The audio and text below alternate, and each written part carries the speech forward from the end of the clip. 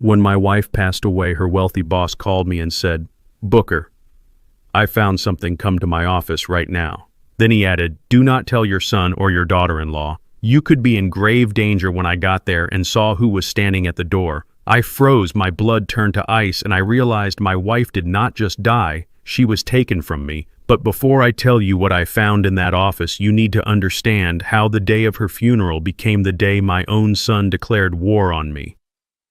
My name is Booker King, and I am 72 years old. I spent 40 years managing logistics in a warehouse, and before that I carried a rifle for this country. I know how to read a room, and I know when a storm is coming. But nothing prepared me for the storm that walked into St. Jude's Baptist Church that humid Tuesday morning. I sat in the front pew, staring at the mahogany casket that held Esther, my Esther. We had been married for 45 years. She was a small woman with hands roughened by work, but a heart that could hold the world. For 3 decades, she had worked as the head housekeeper and personal assistant to Alistair Thorne, a man with more money than God, but who trusted only one person with his life, and that was my wife. The organ music was soft, a low hum that vibrated in my chest. The church was filling up with neighbors, people from the choir, and even some of Mr. Thorne's staff. Everyone was whispering respectful, low tones. Everyone except the 2 people who should have been sitting right next to me. My son Terrence and his wife Tiffany were late, not 5 minutes late, 40 minutes late. The service had already begun when the heavy oak doors at the back of the sanctuary banged open. I did not turn around, but I did not have to. I heard the sharp clack of high heels against the stone floor, echoing like gunshots in a library. Heads turned. I could feel the collective intake of breath from the congregation. I kept my eyes fixed on the flowers atop Esther's casket. White lilies, her favorite. Then I smelled them before I saw them. A cloud of expensive cloying perfume that smelled like desperation and money mixed with the stale scent of cigarettes. Terrence slid into the pew beside me. He was wearing a bright cream-colored suit that looked like something a pimp would wear to a nightclub, not a son to his mother's funeral. He did not touch my shoulder. He did not squeeze my hand. He did not even look at the casket. He pulled out his phone. The screen lit up in the dim church, illuminating his face. He was texting. His thumbs moved furiously and his jaw was tight. I glanced sideways. I saw the sweat beading on his forehead. It was not from grief. It was the cold sweat of a man cornered. Tiffany squeezed in next to him. She was a white woman from a middle-class suburb who pretended she was born in a penthouse. She wore huge black sunglasses inside the church and a dress that was too short and too tight for the occasion. She fanned herself with a funeral program, looking around with open disdain. "This place is a sauna," she whispered loudly enough for the choir to hear. "Didn't they have money for AC?" "Shh," Terrence hissed, but he didn't put his phone away. I gripped the handle of my cane. It was a sturdy piece of hickory wood I had carved myself. My knuckles turned white. I wanted to tell them to leave. I wanted to tell them to show some respect for the woman who had paid for Terrence's college, who had paid for their wedding, who had bailed them out more times than I could count. But I said nothing. I was a man of discipline. I would not cause a scene at Esther's homegoing. The service ended and we moved to the fellowship hall for the repast. The church ladies had prepared the food Esther loved: fried chicken, collard greens, macaroni and cheese, and cornbread. The smell was comforting to everyone else, but it seemed to offend Tiffany. She stood near the wall holding a paper plate with 2 fingers as if it were contaminated. I watched her from my seat in the corner. She leaned in close to Terrence, and I have hearing aids that I keep tuned very high. Most people think I am just an old deaf man, but I hear everything. "I can't believe we have to eat this grease," Tiffany hissed. My stomach is turning just looking at it. And look at these people. This whole thing is so cheap. Where did all her money go, Terrence? You said she had savings. She spent it on pills. Terrence muttered, his mouth full of food he had not bothered to bless. "Well, at least that expense is gone now," Tiffany said, and she let out a small, cruel laugh. "That is $500 a month back in our pockets." My heart stopped. Then it started beating again with a slow, heavy rhythm of pure rage. My wife was not even in the ground an hour, and they were celebrating the savings on her heart medication. I looked down at my hands. They were trembling, not from age, from the urge to wrap them around something. The room began to clear out. Neighbors came by to shake my hand to offer condolences. I nodded and thanked them, but my eyes never left my son. He was pacing by the exit, checking his watch every 30 seconds. Finally, when the last guest had left, Terrence walked over to me. He did not ask how I was doing. He did not ask if I needed a ride home. He stood over me, blocking the light. "Dad," he said, his voice flat. "Where is the key to Mom's safe?" I looked up at him slowly. I saw the bags under his eyes, the twitch in his cheek. This was my boy. The boy I taught to fish. The boy Esther had rocked to sleep. Now he looked at me like I was an ATM that had swallowed his card. "What did you say?" I asked, my voice raspy. "The safe key," Terrence repeated louder this time. "Tiffany says Mom had a life insurance policy. We need to check the paperwork. We are entitled to 50% as next of kin." Tiffany stepped up beside him, crossing her arms. "We need to start the probate process immediately, Booker. Funerals are expensive and we have bills. We know Esther hoarded cash in the house." I stood up. It took me a moment. My knees were stiff. I leaned on my cane and looked them both in the eye. I am 6'2". Even bent with age, I towered over Tiffany. "Your mother is not even cold yet," I said, my voice low and dangerous. "And you are asking for money. It is not about money, it is about asset management," Terrence snapped. "Don't be difficult, Dad. We know you don't know how to handle finances. You just worked in a warehouse. Mom handled everything. We are just trying to help." "Help," I scoffed. "You are trying to scavenge. There is no money for you, Terrence. Not today." Terrence stepped closer, invading my personal space. His eyes were wild. "Listen to me, old man. You do not know what is going on. This house is in trouble. We are in trouble. If we do not find that money by the end of the week, things are going to get very bad." "What kind of bad?" I asked. "The kind where you end up on the street," Terrence spat. "Now give me the damn key or I will turn this house upside down until I find it myself." He reached for my pocket. I slapped his hand away with a speed that surprised us both. "Get out of my face," I growled. Tiffany gasped. "You are senile," she shrieked. "You are losing your mind. We should have you committed for your own safety." "We will discuss that later." "Tiffany," Terrence said, his voice dropping to a menacing whisper. "Dad, you have until tonight. If I do not have that key, I am calling the social worker. I will tell them you are unfit to live alone. I will sell this house out from under you." He turned and stormed out. Tiffany shot me one last look of disgust before following him, her heels clicking away like a ticking clock. I stood alone in the fellowship hall. The silence was deafening. My own son. He was desperate. I had seen that look in the eyes of junkies and gamblers before. He was not just greedy, he was afraid. Suddenly my phone buzzed in my breast pocket. I pulled it out. My hands were shaking so bad I almost dropped it. The screen was cracked, but I could read the name clearly. Mr. Alistair Thorne, Esther's boss, the billionaire who hadn't left his estate in 5 years. Why was he calling me? I answered. Booker. His voice was not the smooth, commanding baritone I remembered. It was jagged, breathless. "Mr. Thorne," I started. "Listen to me, Booker," he cut me off. "I was going through the safe Esther kept here at my private office. She left something, a ledger, and a recording." I frowned. "A recording. Booker, you need to come to my estate right now. Do not go home. Do not tell Terrence. Do not tell that woman he married. If they know what I know, you will not survive the night." "What are you talking about, Mr. Thorne?" "They did not just wait for her to die," Booker Thorne whispered. "They helped her along." The room spun. I grabbed the back of a chair to steady myself. "Come to the service entrance," Thorne said. "The gate is open. I have someone here you need to see." I hung up the phone. The grief that had been weighing me down evaporated. In its place was a cold, hard resolve. I walked out of the church and climbed into my rusted 1990 Ford pickup truck. It was old and ugly, but the engine was strong, and in the glove box wrapped in an oily rag was my old service pistol. I checked the chamber, loaded. I was not just a widower anymore. I was a soldier entering enemy territory. And my son was the target. If you want to know what I found in the billionaire's office that made me almost drop my cane, hit that like button, and let me know in the comments where you are watching from, because this story is about to get a lot darker. I told Terrence I had to go see the pastor to settle the final bill for the service. It was a lie, but lies were the only currency my son understood anymore.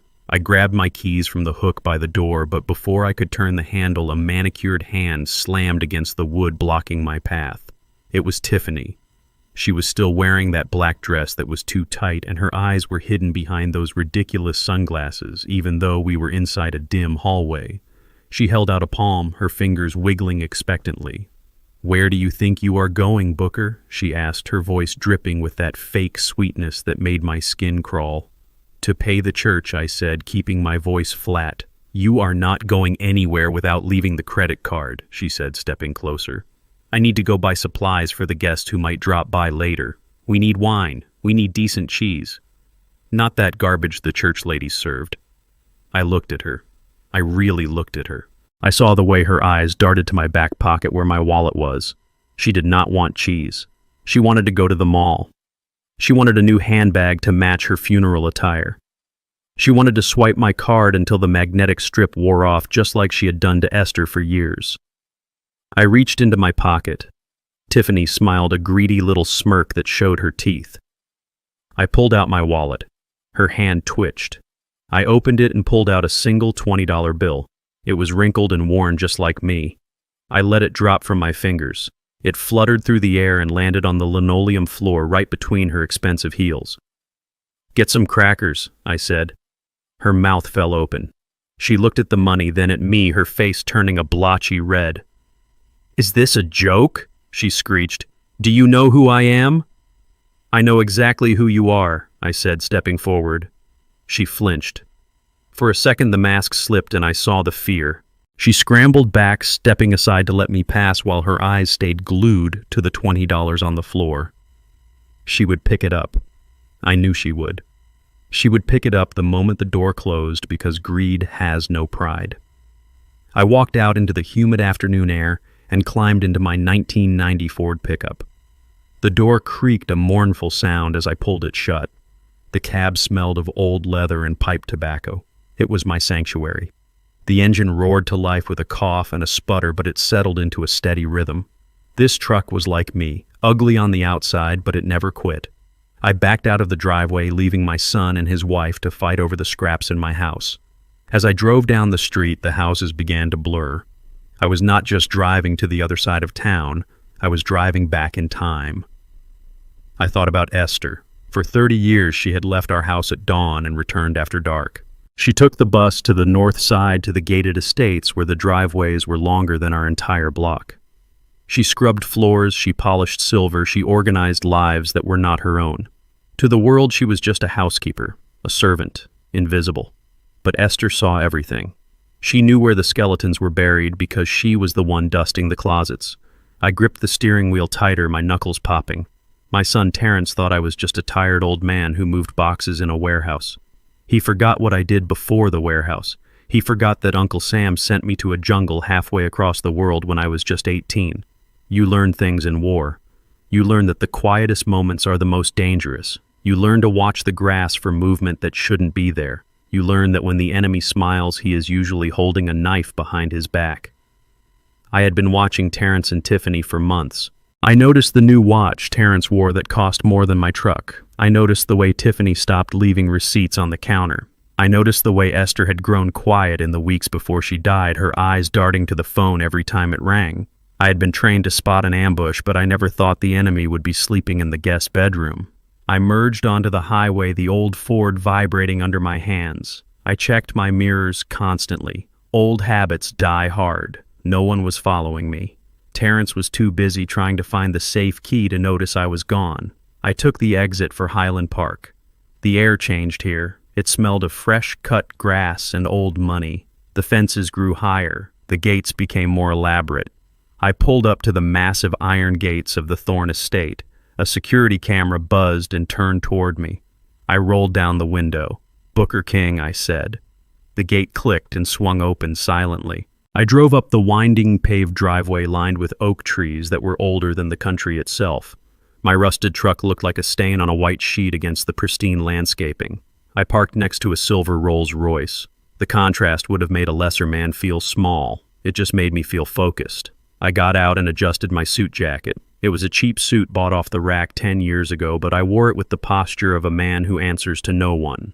The front door opened before I could knock. Alistair Thorne stood there. He was 80 years old, confined to a wheelchair, his body withered by time and illness, but his eyes were as sharp as broken glass. He wore a velvet smoking jacket and a silk scarf. He did not look at me like the help. He did not look at me like a charity case. He looked at me like a man who was about to go into battle and was glad to see another soldier. "Booker," he said, his voice raspy but firm. "Mr. Thorne." I nodded. He extended a hand. It was thin and trembling, but his grip was surprisingly strong. We did not shake hands like businessmen. We clasped hands like brothers. "I am sorry about Esther," he said. "She was the finest woman I ever knew. Better than me, better than all of us." "Thank you, sir," I said, my throat tight. "Come inside," Thorne said, spinning his wheelchair around. "We do not have much time. Your son will figure out you are gone soon." I followed him into the foyer. The floors were marble. The ceilings soared 20 feet high. It was a palace, but it felt cold, empty.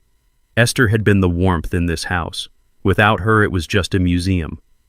We went past the grand staircase, past the formal dining room where a long table sat empty, and down a hallway lined with portraits of dead ancestors who looked down at me with disapproval.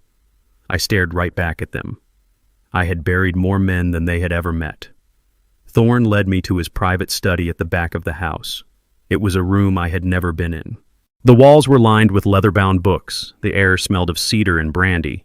The heavy velvet curtains were drawn, blocking out the afternoon sun, casting the room in shadow.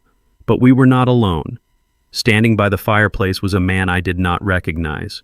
He was tall, wearing a trench coat that looked like it had seen better days. He had a scar running down his cheek and eyes that looked like they had seen the bottom of a bottle and the bottom of humanity. "Booker, this is Mr. Vance," Thorne said. "He is a private investigator. Esther hired him 2 months ago." My heart skipped a beat. Esther hired a PI. Why? Vance nodded at me. He didn't smile. He looked at me with a mixture of pity and respect. "Please sit down," Thorne said, gesturing to a heavy leather chair in front of his massive oak desk. I sat. The leather creaked. I felt like I was sitting in the electric chair waiting for the switch to be thrown. Thorne wheeled himself behind the desk. He placed his hands on a stack of items sitting in the center of the green blotter. There was a small black leather journal. I recognized it immediately. It was Esther's prayer journal. She carried it everywhere. And next to it was a thick envelope filled with photographs. "I found this in the safe Esther kept here," Thorne said softly. "She had her own combination. I never asked what was in it. I trusted her completely. But after she passed, I knew I had to look. I had to make sure her affairs were in order." He pushed the journal toward me. "Open it, Booker. Read the last entry." My hands shook as I reached for the book. The leather was warm as if she had just been holding it. I opened it to the bookmark. The handwriting was hers, neat and looping, but the ink was shaky as if she had been writing in a hurry or in fear. I read the words. "Terrence asked for money again. I told him no." He looked at me with eyes I did not recognize. He looked at me like he hated me. "I found the pills in his jacket pocket today. They look just like my heart medication. But they aren't. I am scared, Booker. I am scared of our son." I stopped reading. The room seemed to tilt. I couldn't breathe. Mr. Vance spoke up, then his voice gravelly. "Look at the photos, Mr. King." I reached for the envelope. I poured the contents onto the desk. Dozens of photos spilled out. They were grainy, taken with a long-range lens, but the subjects were clear. There was Terrence. He was standing in an alleyway talking to a man with tattoos on his neck. He was handing over a thick wad of cash. There was another photo, Terrence and Tiffany sitting in a car. Tiffany was laughing, holding up a bottle of champagne. But the last photo made me freeze. It felt like a physical blow to the chest. It was taken through the kitchen window of my own house. It was taken 3 nights ago. The timestamp said 2 a.m. In the photo, Terrence was standing at the kitchen counter. He was holding 2 orange prescription bottles. One was Esther's heart medication. The other was unlabeled. He was pouring the pills from one bottle into the other. He was smiling. I stared at the image. My son, my flesh and blood, the boy I had carried on my shoulders, the boy I had taught to tie his shoes. He was switching the pills. He killed her, I whispered. The words felt like gravel in my mouth. He killed his own mother. Thorne leaned forward, his face grim. He did not just kill her, Booker. He executed her. And now he is coming for you. Why, I asked, looking up, my eyes burning but dry. Why would he do this? Thorne pointed to the journal again. Turn the page, Booker. Look at what she was hiding from you. Look at what she was hiding from everyone. I turned the page, and there, pasted into the book, was a bank statement. The balance was not a few $1,000s. It was not even $100,000. It was $3 million. My Esther, the housekeeper. The woman who clipped coupons and darned my socks. She was a millionaire. And Terrence knew. The realization hit me with the force of a freight train. He didn't kill her because he hated her. He killed her because he was greedy. He killed her for a payday. I stood up. The chair fell backward with a crash. I am going to kill him, I roared.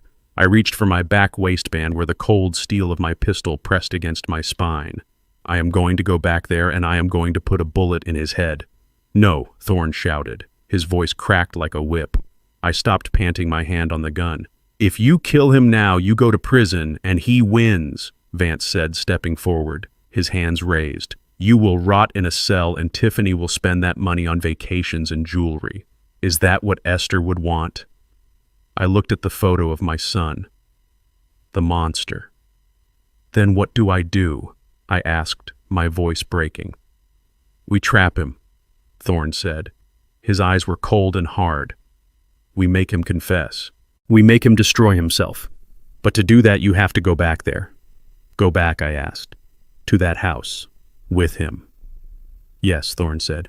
You have to go back. You have to play the grieving, confused old man. You have to make him think he has won. You have to make him think you are weak. Can you do that, Booker? Can you look the man who murdered your wife in the eye and pretend you do not know? I looked at the journal. I looked at the photos. I thought about Esther. I thought about the fear she must have felt in those final days. I took a deep breath. I straightened my jacket. I picked up my cane. I was a soldier once. I know how to follow orders. And I know how to wait for the kill shot. I will do it, I said. Thorne nodded. Good. Now listen carefully. Here is what we are going to do. And as he laid out the plan, I felt the old soldier inside me waking up. My son thought he was a predator. He thought I was prey. He was about to find out that he had walked into the den of a lion. Thorne pushed the small black leather journal across the mahogany desk toward me. It smelled of lavender, the scent Esther always wore. My hands trembled as I opened it. The handwriting was hers, neat loops I had known for 45 years, but the words were strangers to me. I started reading. March 12th. Mr. Thorne's portfolio is up 12% this quarter. My recommendations on the tech startups paid off. I stared at the page. Recommendations. My Esther. The woman who clipped coupons for canned corn was giving investment advice to a billionaire. I looked up at Thorne. He nodded. Esther was not just my housekeeper, Booker. She was my financial compass. She had a gift. She saw patterns in the market no one else saw. Over 30 years, I paid her a commission on every successful trade. I turned the page. A bank statement was pasted there. The balance made my breath hitch. $3 million. My wife was a millionaire. She had built a fortune in silence, scrubbing floors by day and studying markets by night. But as I flipped forward, the tone of the entries changed. The ink became jagged. January 4th. I found another withdrawal. $2,000. The signature looks like mine, but the loop on the E is wrong. It is Terrence. I know it is him. February 10th. $5,000 this time. I confronted him. He denied it. He screamed at me. He said I owed him. I looked at the total loss calculated at the bottom of the page.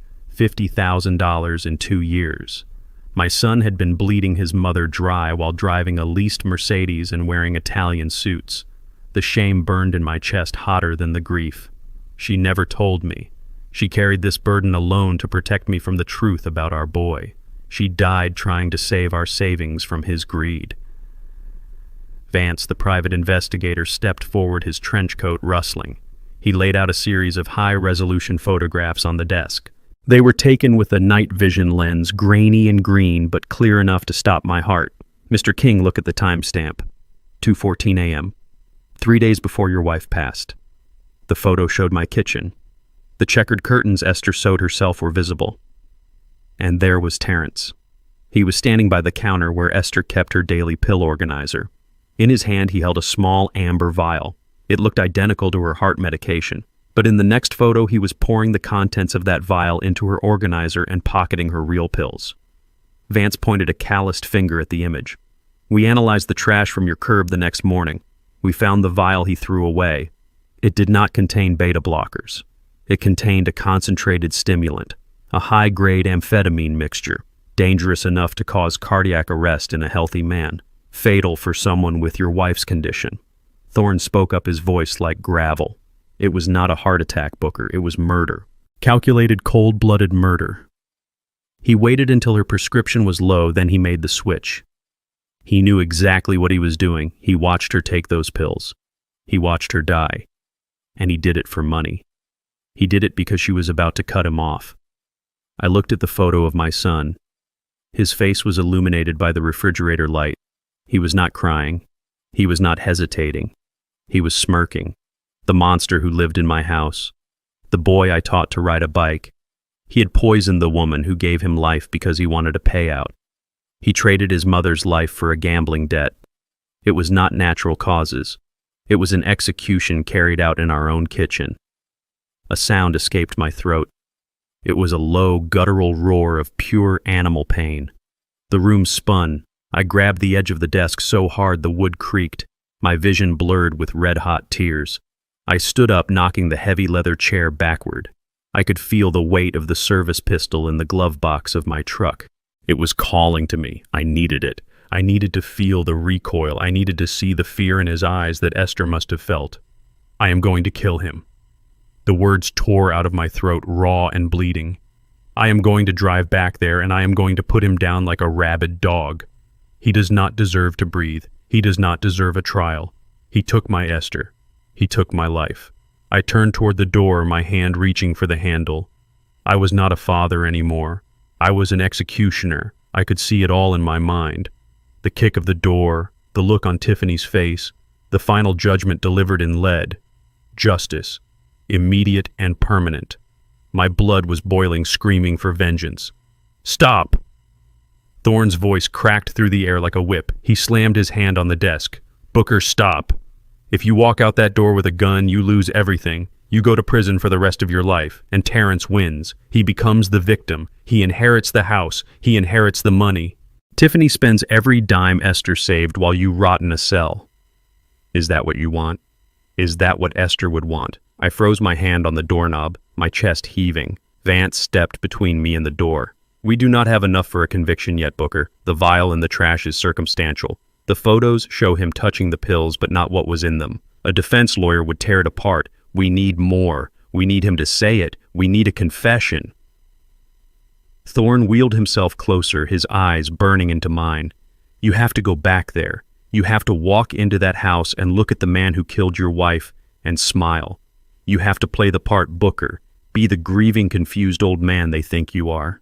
Let them believe they have won. Let them get comfortable. Because when they are comfortable, they will make mistakes. And when they slip, we will be there to catch them. Can you do that? Can you be a soldier one last time? I drove back to my house in my old Ford pickup, and the steering wheel felt like it was made of ice under my grip. The engine hummed a low, steady rhythm that usually calmed me, but today, it sounded like a funeral dirge. I checked my rearview mirror not to see the traffic behind me, but to look at my own face. Thorne had told me to play the part. He told me to be the grieving, confused old man my son thought I was. I tried to smile. I tried to cultivate a look of weakness and senility. But the face staring back at me was hard. The lines around my mouth were etched deep with a rage so potent it tasted like battery acid. I had to soften my eyes. I had to slump my shoulders. I had to bury the soldier who wanted to strangle his enemy and resurrect the father who was lost in grief.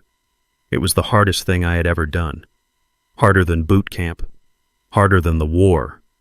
Because the enemy wasn't a stranger across a jungle clearing. The enemy was the boy I had taught to catch a baseball. The enemy was the man who had sat at my dinner table and eaten my food while planning my wife's murder. Every mile marker I passed felt like a step closer to hell. I could feel the bile rising in my throat. The sheer physical disgust of facing him was almost overwhelming. I wanted to turn the truck around. I wanted to keep driving until the gas ran out, but I couldn't. Esther needed me. Justice needed me. I pulled into the driveway and turned off the engine. I sat there for a moment, breathing in the scent of old tobacco and dust, gathering the strength to walk into the house that was no longer a home. I stepped onto the porch, and the front door was already ajar. My heart hammered against my ribs, not from fear, but from the violation of it. This was Esther's sanctuary. She kept it spotless. She kept it sacred. Now the door hung open like a broken jaw. I stepped into the foyer, and the sound hit me first. It was a tearing sound, wet and sharp, like flesh being ripped from bone. I walked into the living room and stopped. The air was thick with dust and feathers. Tiffany was on her knees in the center of the room. In her hand, she held a yellow box cutter. She was attacking Esther's favorite floral sofa, the one she had saved for 3 years to buy. Tiffany was slashing the cushions open one by one, plunging her hands into the stuffing and ripping it out in great white handfuls. She looked like a wild animal. Her hair was wild, her dress was stained with dust, and she was muttering to herself, "Where is it? Where is the cash?" She did not even see me. She tossed a cushion aside and stabbed the back of the sofa, slicing the fabric with a violent hiss. The floor was littered with papers, books pulled from shelves, and shattered knickknacks. It looked like a tornado had touched down inside my living room. But then I heard another sound coming from down the hall. A high-pitched mechanical whine, a drill. My stomach dropped. The master bedroom. Our bedroom. I walked down the hallway, my cane tapping softly on the hardwood. The pictures on the walls were crooked. Our wedding photo was lying on the floor, the glass cracked over Esther's smiling face. I stepped over it, careful not to crush her image. The whining sound grew louder, grinding against my nerves. I pushed open the bedroom door. The room was unrecognizable. The dresser drawers were pulled out and dumped on the bed. Esther's clothes, her Sunday dresses, her nightgowns were trampled underfoot. And there in the corner was Terrence. He was sweating through his cream-colored suit. He was holding a heavy-duty power drill, pressing it with all his weight against the small wall safe Esther had hidden behind the painting of the Last Supper. The painting was thrown in the corner. Terrence was grunting, his face twisted in a mask of pure greed. He leaned into the drill the bit, screeching against the metal lock. Smoke rose from the friction, filling the room with the smell of burning steel. He wasn't looking for documents. He wasn't looking for keepsakes. He was looking for the payout he believed he was owed. I needed to get his attention. I needed to stop the desecration before I lost control and did something that would ruin the plan. I let my body go slack. I allowed my knees to buckle slightly. I loosened my grip on my hickory cane and let it fall. It hit the floor with a loud clatter that cut through the noise of the drill like a gunshot. Terrence jumped. The drill slipped, screeching across the metal door of the safe and gouging the wall. He spun around, wild-eyed. His chest was heaving. His eyes were red-rimmed and frantic. He looked at me, and for a second he didn't see his father. He saw an intruder. He saw an obstacle. Then recognition dawned, but it brought no shame, only anger. He dropped the drill onto the pile of Esther's clothes. He pointed a shaking finger at the open safe. "It is empty," he screamed, his voice cracked with hysteria. "Empty. There is nothing in here but dust. Where is it? Where is the money? Where are the bonds?" I stared at him, letting my mouth hang open slightly, feigning the confusion of a man whose world has stopped making sense. I leaned against the doorframe, clutching my chest as if my heart were failing. I did not speak. I just looked at the empty safe, then back at him, letting the silence stretch, letting his panic grow. He kicked the bed frame hard.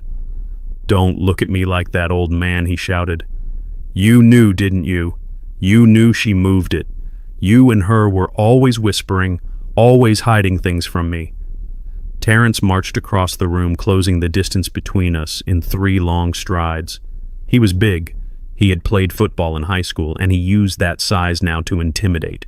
He grabbed the front of my jacket, bunching the cheap fabric in his fist, and shoved me back against the doorframe. His face was inches from mine. I could smell the stale alcohol on his breath mixed with the acrid scent of his fear.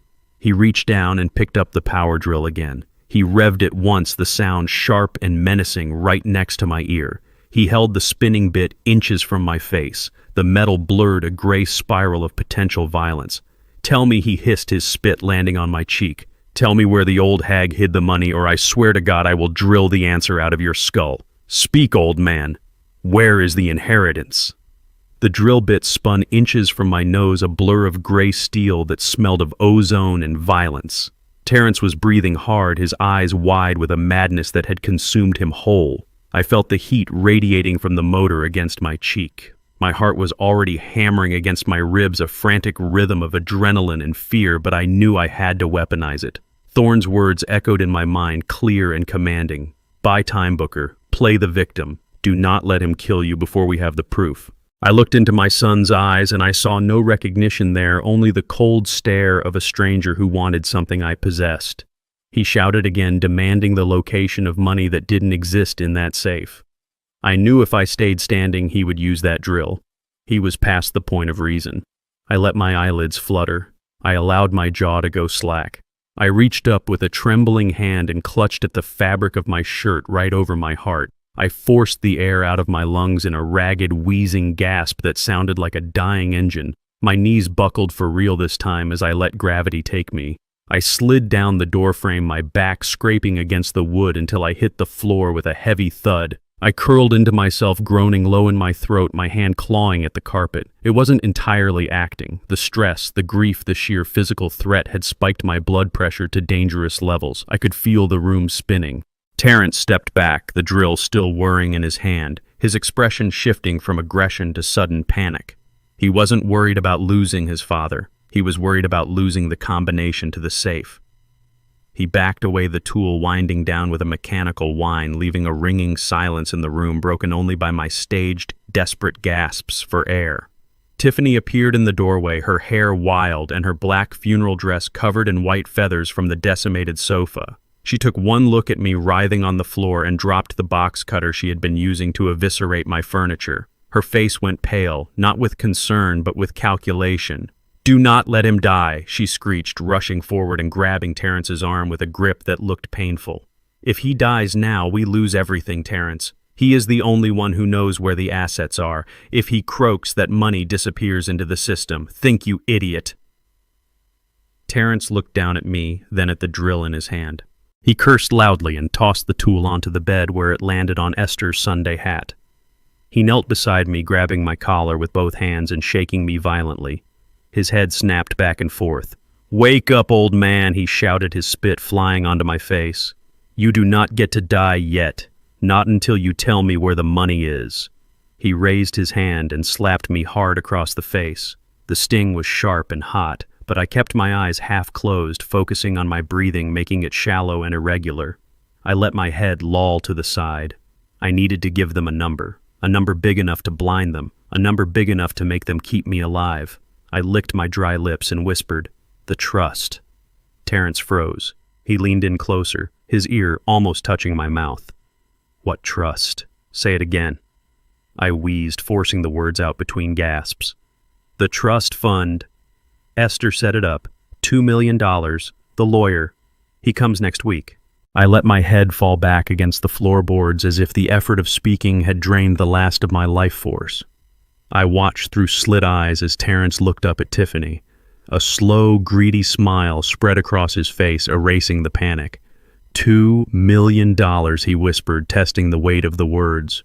The number hung in the air like a spell. $2 million. It was enough to fix his gambling debts, enough to buy Tiffany her silence, enough to fuel their delusions for a lifetime. I saw the transformation in my son. The murderer vanished, replaced by the opportunist. He did not see a dying father anymore. He saw a winning lottery ticket that needed to be kept safe until cashing day. He grabbed me under the arms and hauled me up. He was not gentle. He dragged me toward the bed, kicking Esther's clothes out of the way. He threw me onto the mattress, my body bouncing on the springs. He stood over me, panting, his eyes gleaming with a feverish light. "We have to keep him alive," Tiffany said, pacing the room. "Just until next week. Just until the lawyer comes and we can get him to sign it over. We need to make sure he doesn't talk to anyone else." Terrence nodded. He reached into my jacket pocket. I tensed, but I did not resist. He pulled out my smartphone. It was a new model Esther had bought me for my birthday so I could see pictures of the grandkids. He looked at it, then looked at me. "You won't be needing this," he said. "You need rest, Dad. Lots of rest." He slipped the phone into his own pocket, cutting off my lifeline to the outside world. He walked backward out of the room, his eyes never leaving mine. He looked like a zookeeper locking a dangerous animal in its cage. Tiffany followed him, casting one last suspicious glance at me before disappearing into the hallway. The door slammed shut. The heavy thud vibrated through the floorboards. Then came the sound that sealed my fate. The metallic slide of the deadbolt. The sharp click of the lock engaging. I was a prisoner in the house I had paid for with 40 years of sweat. I lay still on the bed, listening to their footsteps retreating down the hall, listening to them whispering about millions that didn't exist, planning a future they would never see. I stared at the ceiling and waited for the silence to settle before I dared to move.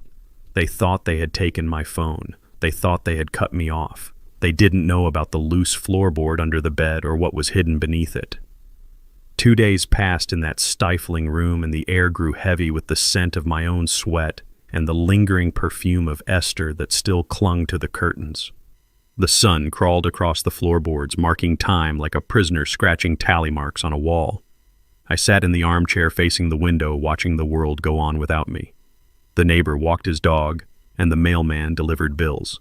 None of them knew that inside the yellow house on Elm Street, an old man was rotting in captivity. Twice a day, the lock would click and the door would open just a crack. Tiffany would slide a plastic plate across the floor with her foot like she was feeding a stray mongrel. The first meal was a sandwich made with bread that was blooming with green mold on the crust. The cheese was hard and sweating oil. The water was lukewarm tap water in a dirty glass. "Eat up, old man," she would sneer through the crack. "We are cutting costs until the trust fund clears." I looked at the food and my stomach churned. Every instinct screamed to throw it back at her to starve rather than accept her insults. But I was a soldier. Soldiers do not starve out of pride. Soldiers eat whatever they can find to keep the machine running. I picked off the mold with shaking fingers. I ate the dry bread. I drank the water. I needed my strength. I did push-ups against the wall when they were asleep. I paced the room to keep the blood flowing in my legs. I was not just surviving, I was preparing. I was sharpening my mind and my body for the moment the door would open wide. Night fell like a heavy blanket suffocating the house. The structure settled into silence, but it was a restless quiet, filled with the creaks and groans of old wood. I pressed my ear against the wood of the door. The house was old, built in the 20s, and the ventilation ducts carried sound like a telephone wire. I heard heavy footsteps pacing in the living room, back and forth, the sound of a trapped animal pacing its cage. Then the ring of a cell phone shattered the silence. Terrence answered on the first ring. His voice was low, but the desperation made it carry through the thin walls. I strained to listen, deciphering the words through the wood. "Please listen to me, Marco," I heard him plead. "I have the money coming. It is a trust fund. My mother left it. No, do not send anyone to the house. I swear on my life I will have it." There was a pause, a long, terrifying silence where I could almost hear the voice on the other end delivering a death sentence. Then Terrence spoke again, his voice cracking with tears. $500,000 is a lot of cash to move in 2 days. I need more time. Just give me a week. Please, Marco, I lost it on the spread, but I can make it back. Do not touch my legs. I heard a sob, a grown man crying to a gangster. I understood then. It was not just greed, it was survival. My son had gambled away $500,000 betting on football games he didn't understand. He was deep in the hole with the kind of men who didn't send late notices. They sent men with baseball bats and pliers. The deadline was 3 days. If he didn't pay, he was a dead man walking. And I was his collateral. He needed that $2 million, not to buy a yacht, but to buy his life. He was going to squeeze me until I signed, or until I died because he had a gun to his head. I slid down the door until I hit the floor. My son was not just a murderer, he was a desperate fool, and desperate fools are the most dangerous creatures on earth. I waited until I heard Terrence pass out on the couch, the clinking of a bottle against a glass telling me he was drinking away his terror. I crawled toward the bed. Esther had been a brilliant woman.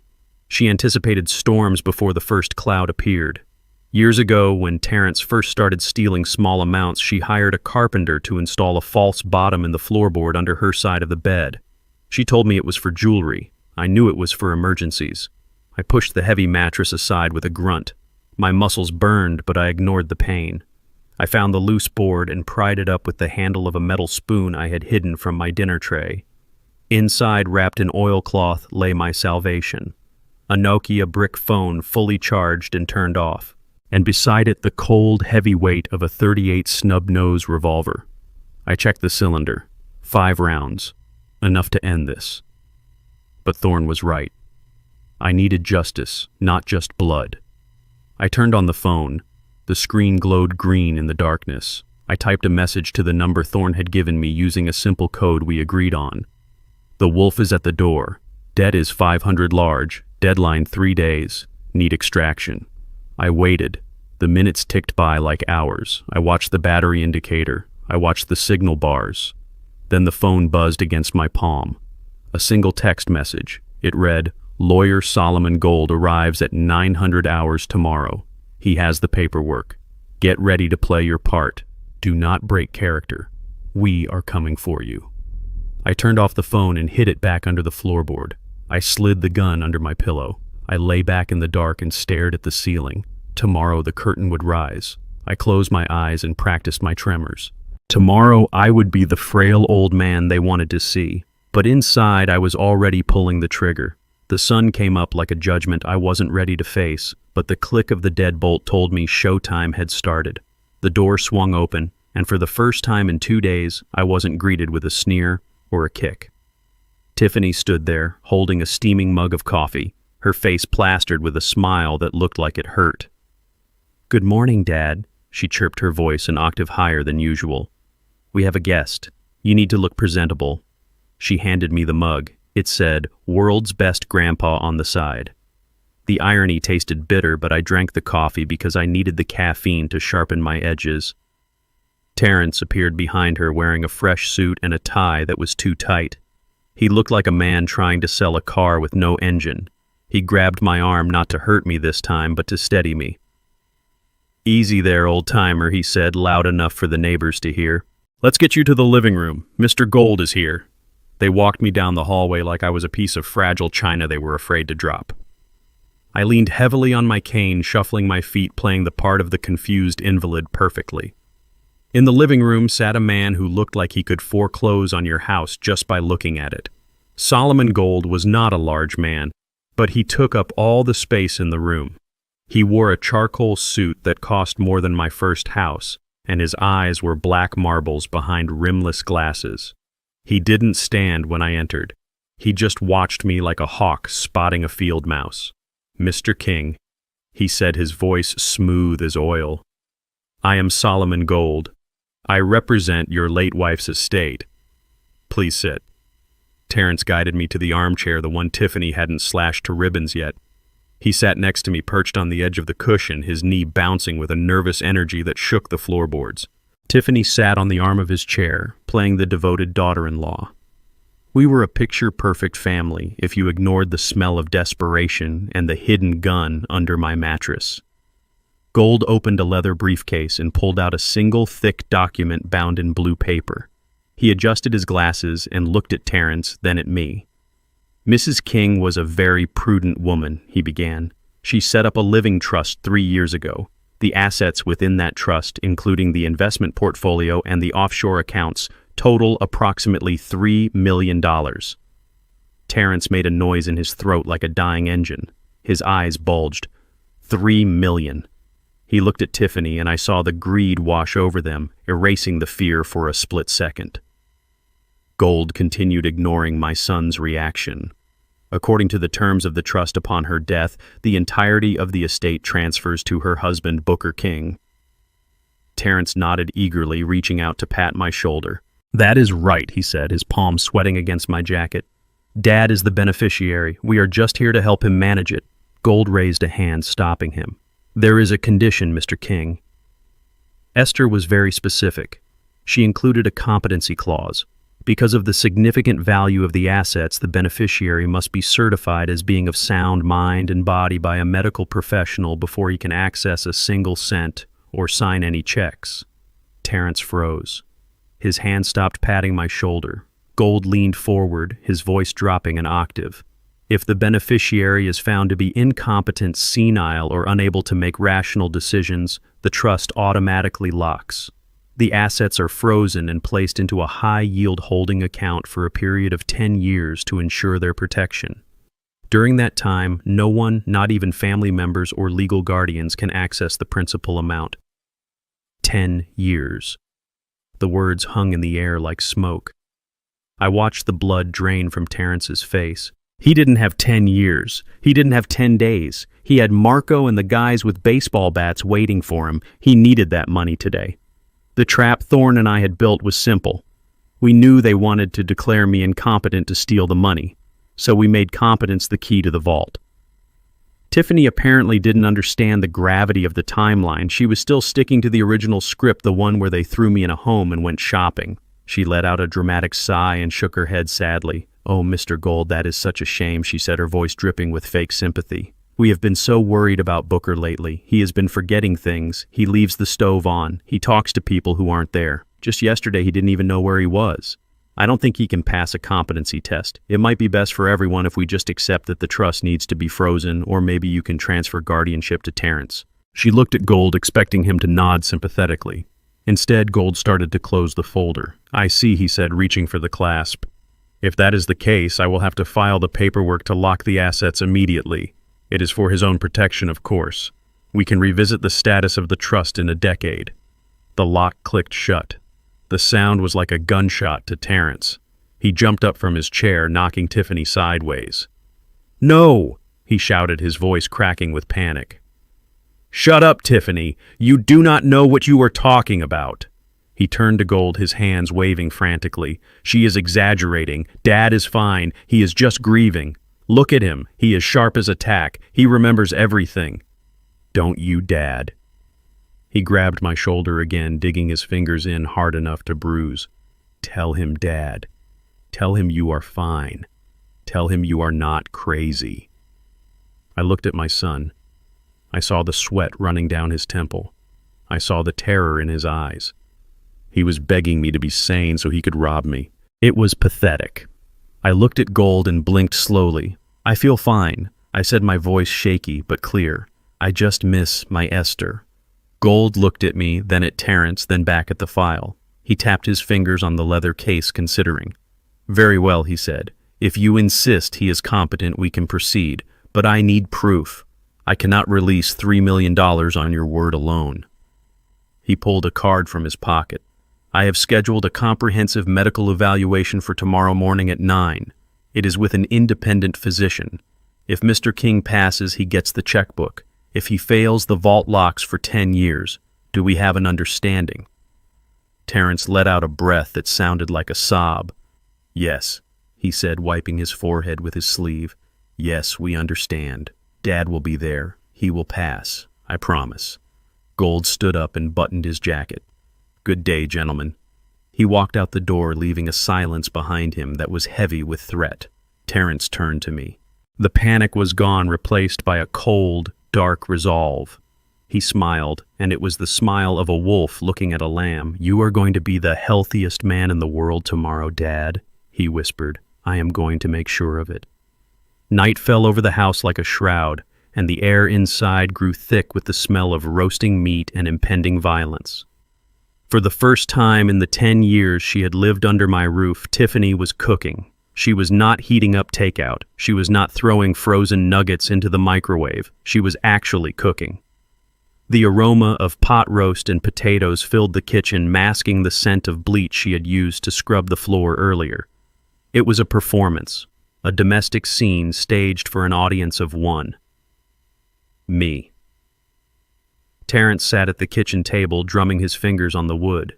His leg bounced up and down, a nervous tic he had developed since the phone call with Marco. He watched me like a hawk watches a dying rabbit. I sat in my usual spot, my hands folded over the head of my cane, trying to look frail, trying to look like I wasn't calculating the distance to the back door. Tiffany hummed as she moved around the stove. It was a cheerful tune that sounded grotesque in the silence of the house. She was wearing an apron over her designer clothes, playing the role of the dutiful daughter-in-law. "Dinner is almost ready, Dad," she chirped, turning to flash me a smile that showed too many teeth. "We made your favorite. Pot roast with extra gravy. We need you strong for tomorrow. You have to pass that test with flying colors so we can get this trust sorted out and take care of you properly." I nodded slowly, keeping my eyes dull. "Thank you, Tiffany," I mumbled. "That is very kind of you. It is the least we can do," she said, turning back to the counter. "We just want you to be happy. We want you to be comfortable." I watched her back. I watched the way her shoulders tensed. I knew that posture. It was the posture of a soldier planting a mine. I shifted in my chair, angling my body toward the dark window that looked out onto the backyard. Outside, it was pitch black. The glass had turned into a mirror, reflecting the kitchen behind me with perfect clarity. I did not look at Tiffany directly. I looked at her ghost in the glass. She thought I was staring at my own reflection, lost in the dementia she claimed I had. But I was watching her hands. She reached into the pocket of her apron. She pulled out a small white paper packet. It looked like the kind of envelope a street corner dealer hands you through a car window. She glanced over her shoulder at me. I let my jaw hang slack and stared blankly at the window. She turned back to the stove, satisfied that I was gone mentally. In the reflection, I saw her tear the packet open. She tipped it over the bowl of soup she had set aside for me. A fine white powder cascaded into the dark broth, dissolving instantly.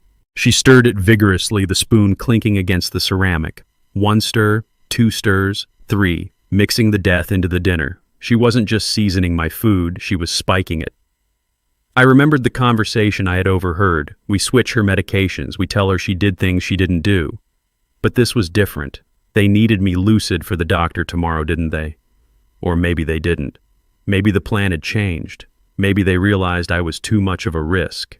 Maybe they planned to drag a drugged, drooling version of me to a crooked doctor who would sign anything for cash. Or maybe they just wanted to make sure I slept through the night so I couldn't escape. Whatever was in that bowl, I knew one thing for certain. It was not a vitamin.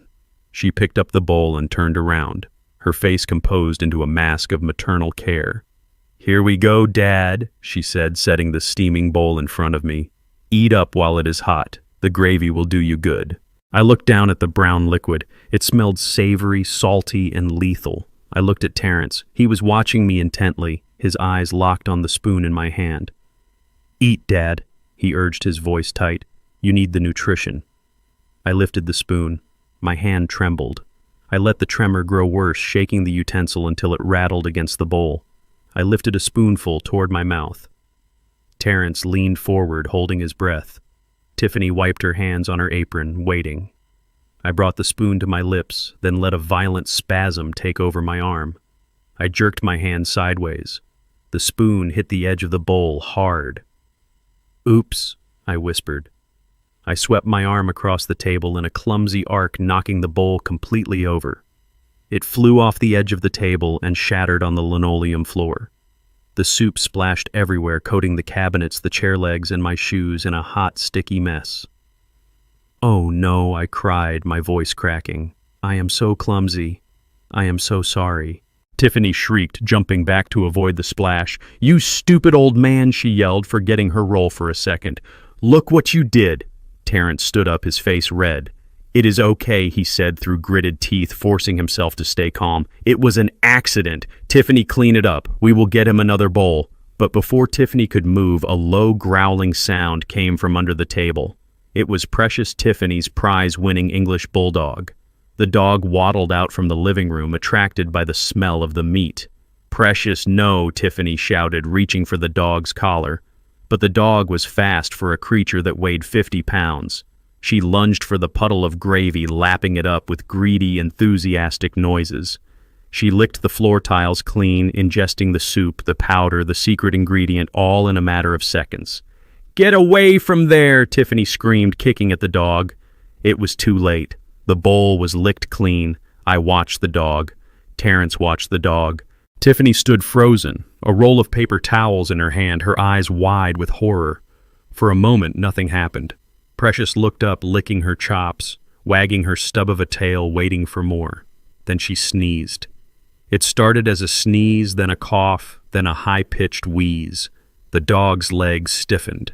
She fell onto her side, kicking the air as if she were running in a dream.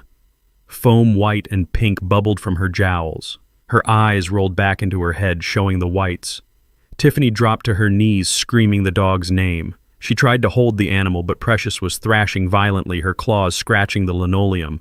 1 minute passed. The thrashing slowed. 2 minutes. The wheezing turned into a gurgle. 3 minutes. The dog went rigid one last time, arching her back, and then she went limp. The silence that followed was heavy and absolute. Precious lay dead on the kitchen floor, her tongue lolling out amidst the shards of the broken bowl. I looked at the dead animal. Then I looked up at my son. "What happened to the dog, Terrence?" I asked, my voice trembling with a fear that I didn't have to fake. "Why did she die?" Terrence stared at the dog, his face draining of color until he looked like a corpse himself. He looked at the empty packet peeking out of Tiffany's apron pocket, then back at the dead animal. He swallowed hard. "She had a cold," he whispered, his voice barely audible. "She was sick." "It was just a seizure, Dad. Just a cold." He lied. I knew he lied. And looking into his terrified eyes, I knew he knew that I knew. That soup wasn't meant to help me sleep. It wasn't meant to make me compliant. It was meant to stop my heart. The sun rose gray and sickly over the city, matching the feeling in the pit of my stomach. I had survived the night by pushing a heavy dresser in front of my bedroom door and sleeping with one eye open, my hand under the pillow gripping the cold steel of my revolver. But morning brought a new danger. Terrence banged on my door at 7 sharp. His voice was tight with a forced cheerfulness that sounded like a violin string about to snap. "Get dressed, Dad," he shouted through the wood. "We have that appointment." I moved the dresser slowly, making enough noise to sound like an old man struggling. I opened the door and saw him. He looked worse than I did. His eyes were bloodshot and he smelled of mints, trying to cover the scent of last night's whiskey. He ushered me out to his car, a leased luxury sedan that was 2 months behind on payments. I sat in the passenger seat, clutching my cane, watching the familiar streets of my neighborhood fade away. I expected us to turn toward the city center, toward the hospital district where the real doctors practiced. But Terrence turned left, toward the industrial park, toward the part of town where the streetlights were broken and the storefronts were boarded up with plywood. "Where are we going, son?" I asked, my voice trembling just the right amount. "The hospital is the other way." Terrence gripped the steering wheel so hard the leather creaked. "We are going to a specialist." "Dad," he said, his eyes fixed on the road. "A private practitioner. He is the best. He will get you that certificate in no time." I looked out the window at the graffiti-stained walls and the piles of trash on the curb. A specialist. Sure, a specialist in back alley abortions and no questions asked stitching. We pulled up to a brick building that looked like it had been condemned 10 years ago. There was no sign, just a metal door with peeling green paint. Terrence hurried me out of the car, looking over his shoulder as if he expected the devil himself to be following us. We walked inside. The waiting room smelled of mildew and stale cigarette smoke. There were no magazines. There was no receptionist, just a flickering fluorescent light that buzzed like a dying fly. A door opened and a man stepped out. He was wearing a white coat, but it was stained yellow at the cuffs. He was short, balding, and sweating profusely despite the chill in the room. I recognized him. Not as a doctor, but from the photos Vance had shown me. This was Doc Miller, a disgraced veterinarian who had lost his license for selling ketamine to local dealers. He was Terrence's poker buddy. "Ah," Mr. King, Miller said, wiping his damp hands on his coat. "Please come in. We have everything ready." I shuffled into the examination room. It was filthy. The exam table was covered in a sheet that looked like it hadn't been changed in a week. There were no diplomas on the wall, just a calendar from an auto parts store. "Sit down," Miller said, gesturing to the table. Terrence stood by the door, blocking the exit, his arms crossed. I sat the paper crinkling loudly under my weight. Miller moved to a metal tray. I saw a syringe. It was already filled with a clear liquid.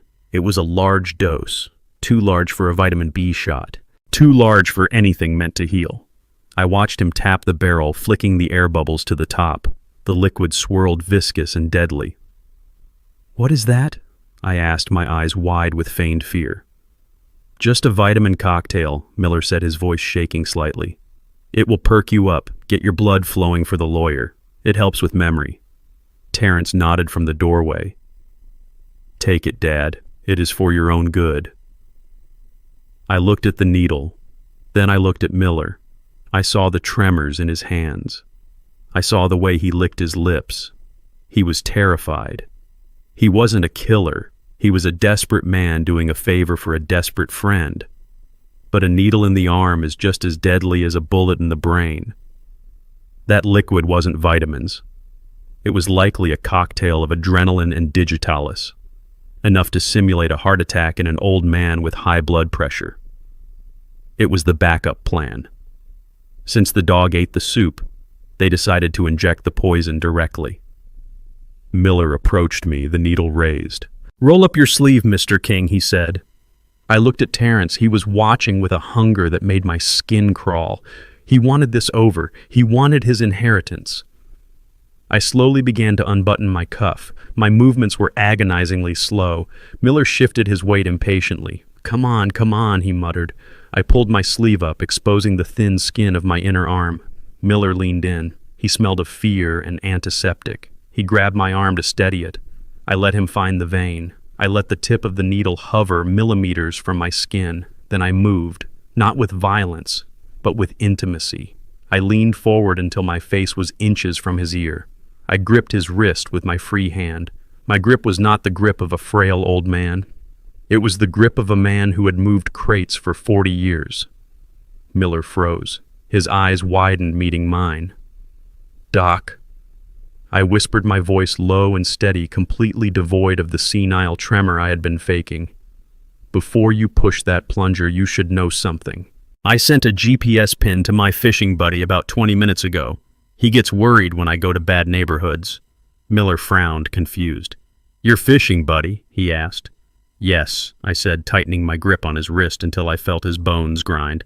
"His name is Sheriff Patterson. He is on his way here right now to have a cup of coffee with us. And he is bringing the drug dogs." The color drained from Miller's face so fast I thought he might faint. The needle slipped from his fingers and clattered onto the metal tray. He jerked his arm back, breaking my hold, and stumbled away from me, crashing into a cabinet of glass jars. "Sheriff," he squeaked. "You called the sheriff." He turned to Terrence, his eyes bulging. "You said he was senile. You said he did not know what day it was. He knows the sheriff, Terrence. You brought a man who is friends with the cops to my clinic. Are you trying to get me killed?" Terrence looked from me to Miller, his mouth opening and closing like a fish. "He is lying," he shouted. He doesn't know how to use a smartphone." I took it from him. I smiled. A cold, hard smile. "I have more than one phone, son." Miller grabbed Terrence by the lapels of his jacket and shoved him toward the door. "Get out!" he screamed. "Get him out of here right now. I am not going to jail for you. Take your dad and your debts and get out before the cops show up." He opened the back door of the clinic and practically threw us out into the alleyway. "Get out!" he yelled again, slamming the heavy metal door and locking it with a resounding thunk.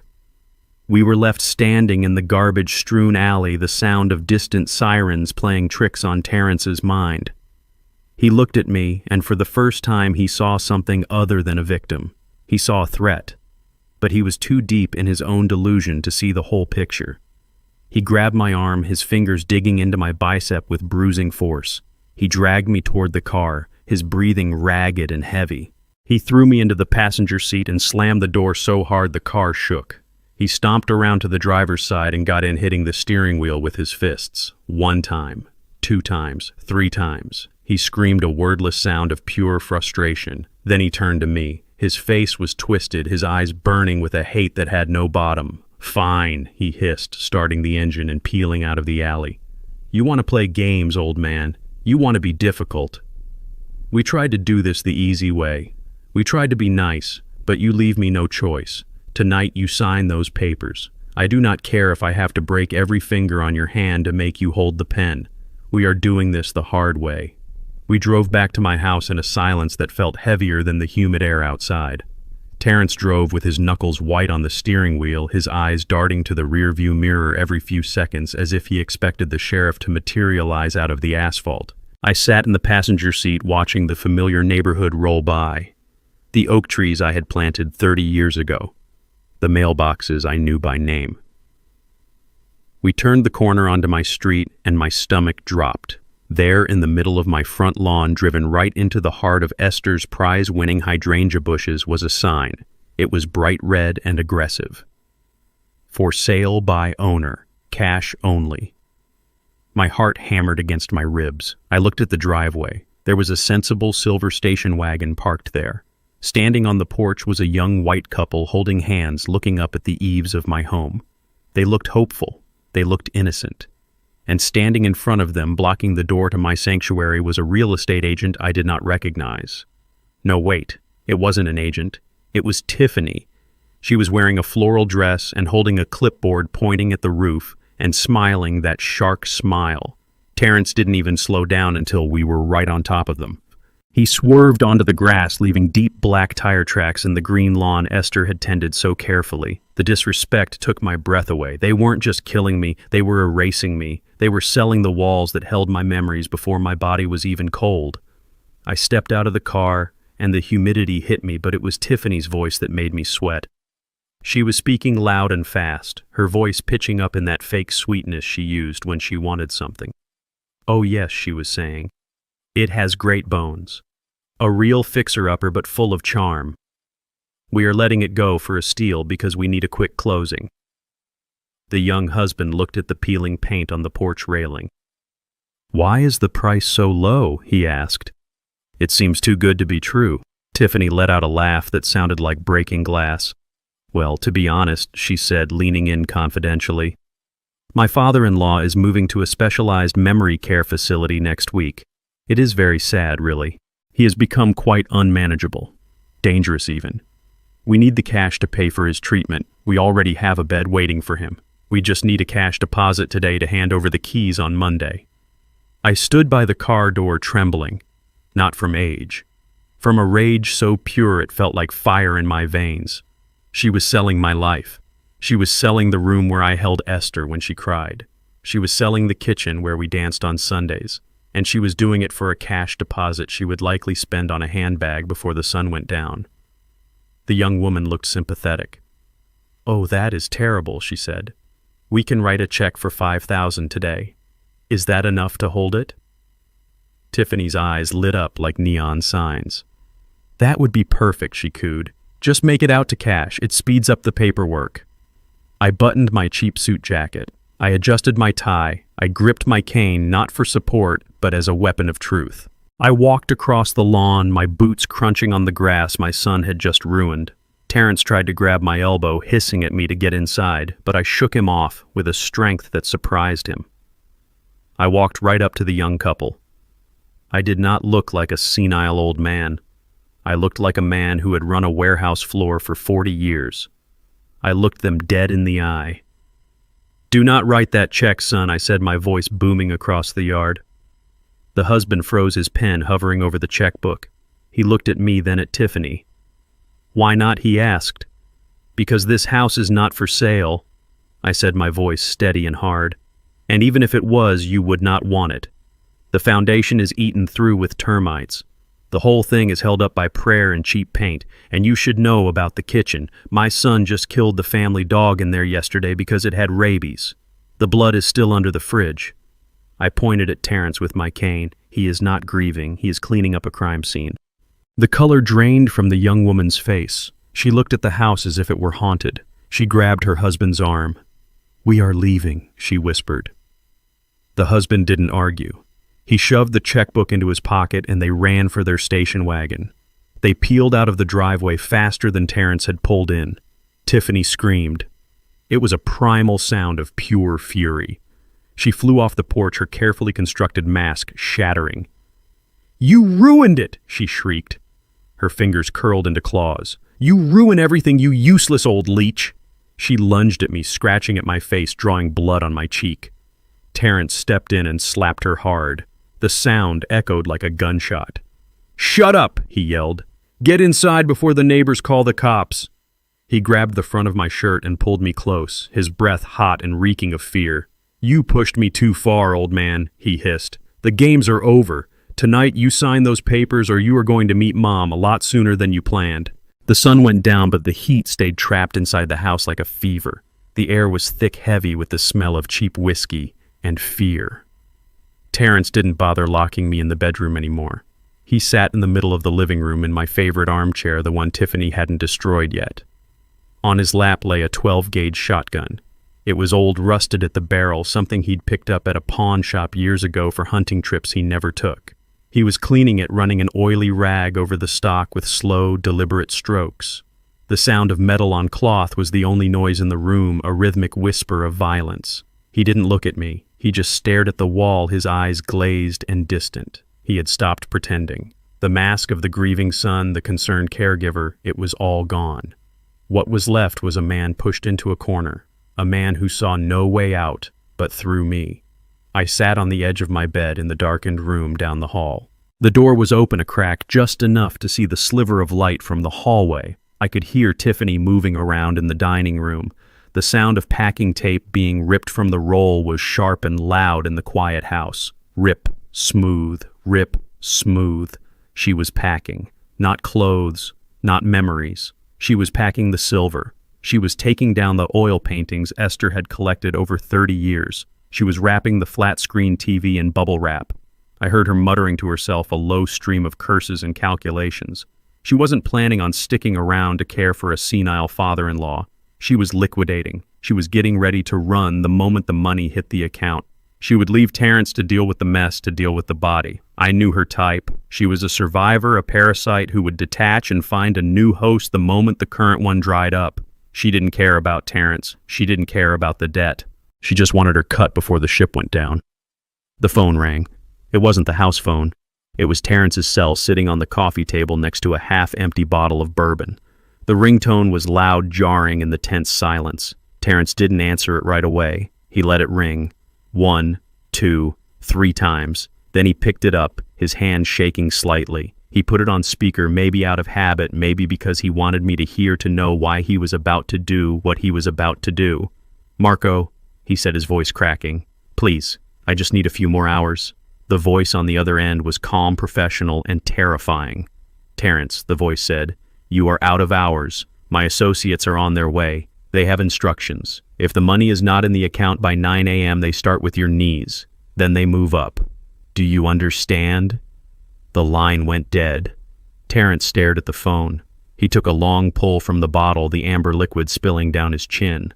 He wiped it away with the back of his hand. His eyes were red-rimmed wild. He stood up, the shotgun clutched in his hand. He swayed slightly, the alcohol and the terror mixing into a dangerous cocktail. He looked down the hall right at my door. I heard his footsteps, heavy and uneven on the floorboards. He was coming. I reached under the mattress, my fingers brushing the cold steel of my own revolver. But I didn't pull it out. Not yet. I needed him close. I needed him to commit.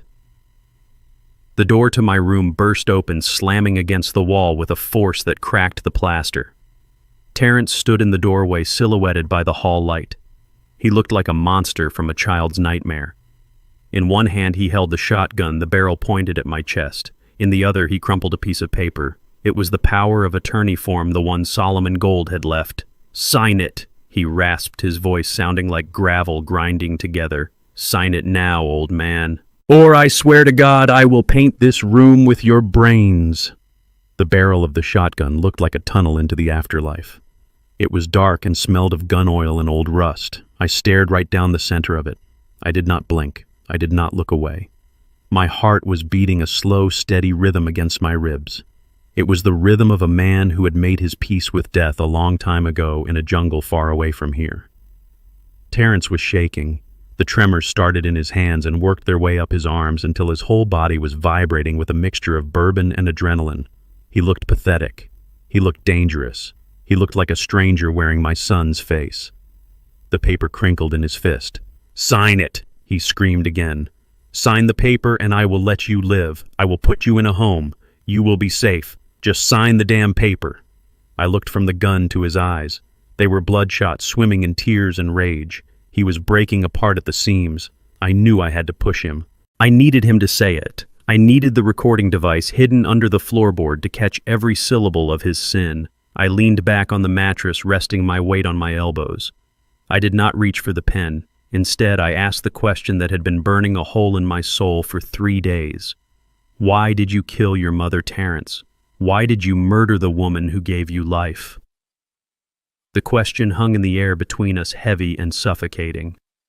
Terrence flinched as if I had slapped him. The shotgun dipped for a second, then snapped back up. "Shut up," he hissed. "You do not know what you are talking about." "I know about the pills," I said, my voice calm and low. "I know you switched them. I know you watched her die." "Why, son? Was the money worth it?" Terrence let out a sound that was half laugh and half sob. He lowered the gun slightly, pacing the small room like a caged tiger. "You want to know why he shouted? You really want to know?" "Because she was a miser. She was sitting on millions, Dad. Millions. And she watched me drown. She watched me struggle to pay my lease. She watched me borrow from Marco. She knew I was in debt. She knew I was scared. And what did she do? She lectured me.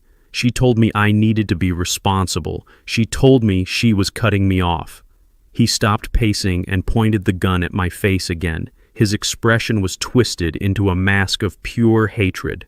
"She found out about the gambling. She found my ledger. She said she was going to change the trust. She said she was going to leave it all to charity. Can you believe that? She was going to give my inheritance to strangers while her own son was getting his knees broken by loan sharks. She was selfish, Dad. She was cruel." He took a swig from the bottle of bourbon he had dragged in with him, wiping his mouth with his sleeve. "I didn't want to hurt her." He slurred the alcohol, loosening his tongue just as we had hoped. "I just needed time. I needed the money now. It was easy. She was old. Her heart was weak. All I did was give her a little push. I switched the beta blockers for the stimulants. It wasn't poison. It was just medicine. If she had been stronger, she would have survived. It is her fault she was weak. It is her fault she was stingy. She forced my hand. She made me do it. I listened to every word. I etched them into my memory. He was blaming her. He was blaming the victim for his own crime. He was a coward, a greedy, entitled coward who thought the world owed him a living. He didn't see a mother. He saw a bank account. He didn't see a murder. He saw a transaction. He threw the paper onto the bed next to me. He tossed a cheap ballpoint pen down beside it. "Enough talking," he growled. "I am done explaining myself to you. Marco is coming at 9. I need this signed and notarized by my guy before he gets here. Sign it, old man. Sign it, or I swear I will pull this trigger and tell the police it was a suicide. I will tell them you couldn't live without Mom. It will be poetic." I looked at the paper. It was the power of attorney document giving Terrence full control over all my assets and future assets. It was the key to the kingdom he thought he had won. I looked at the pen. It was a blue Bic bitten at the cap. I reached out and picked it up. My hand did not shake. I felt a strange sense of calm wash over me. This was it, the final move. I sat up slowly, swinging my legs over the edge of the bed. Terrence took a step back, keeping the gun leveled at my chest. "That is it," he said, his voice trembling with anticipation. "Just sign the line at the bottom. Then it is all over." I placed the paper on the nightstand. I smoothed out the wrinkles he had made. I clicked the pen. I looked up at him one last time. I wanted to remember this moment. I wanted to remember the look of triumph in his eyes before I destroyed him. I did not sign my name. I did not write Booker King. I pressed the tip of the pen into the paper hard enough to tear the fiber.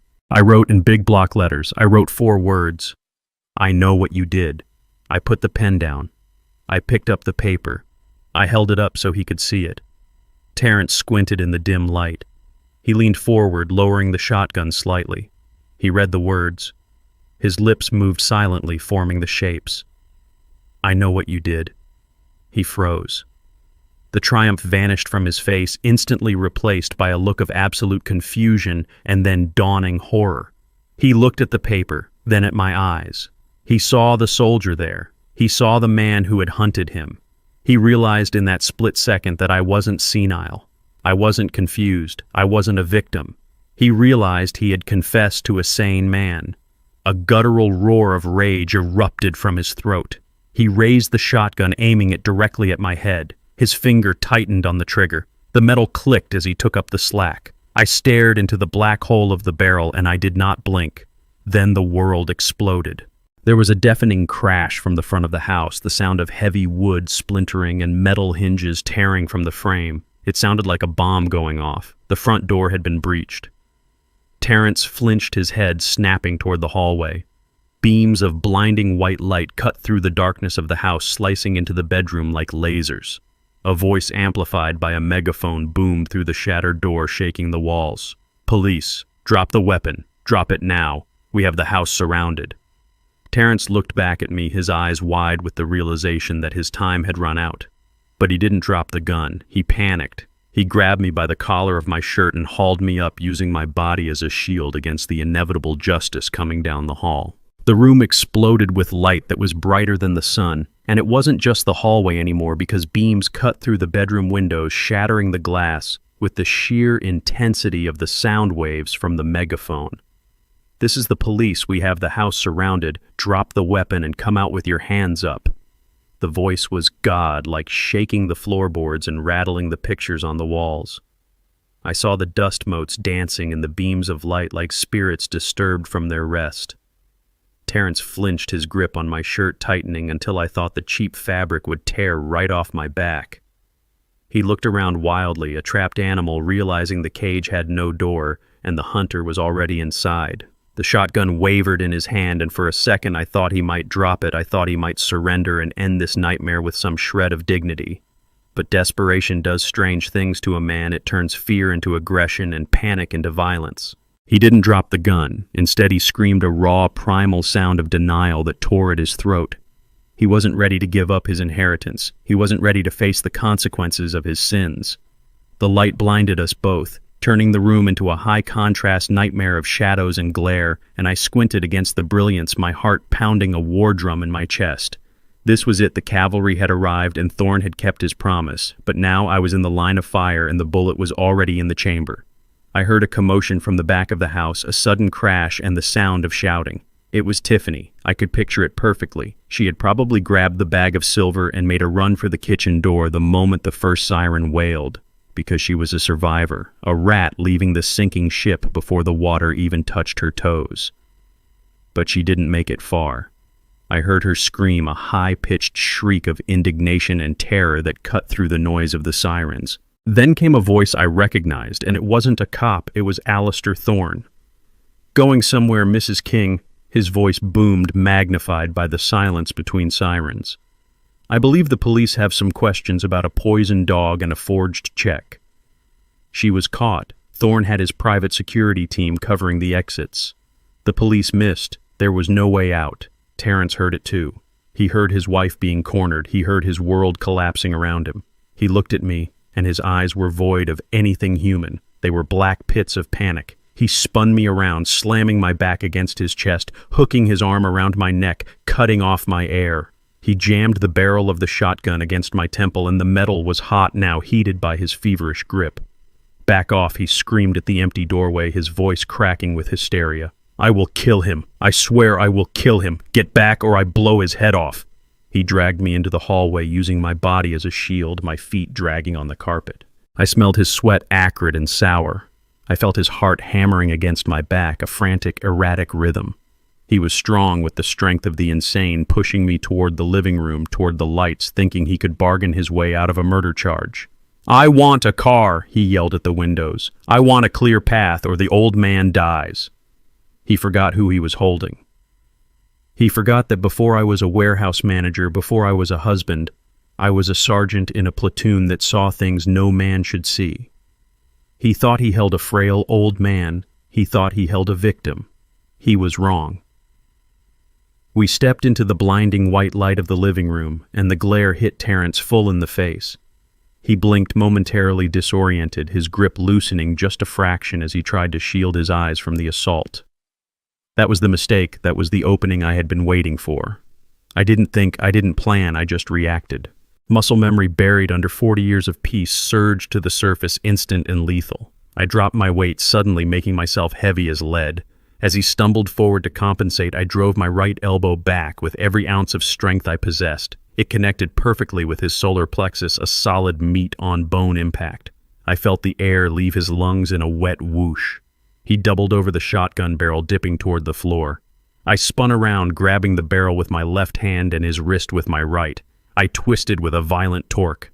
A sharp snap echoed as his finger broke inside the trigger guard. He screamed in pain. I ripped the weapon from his hands and swept his legs out from under him with a kick that would have shattered a younger man's knee. He hit the floor hard, the wind knocked out of him.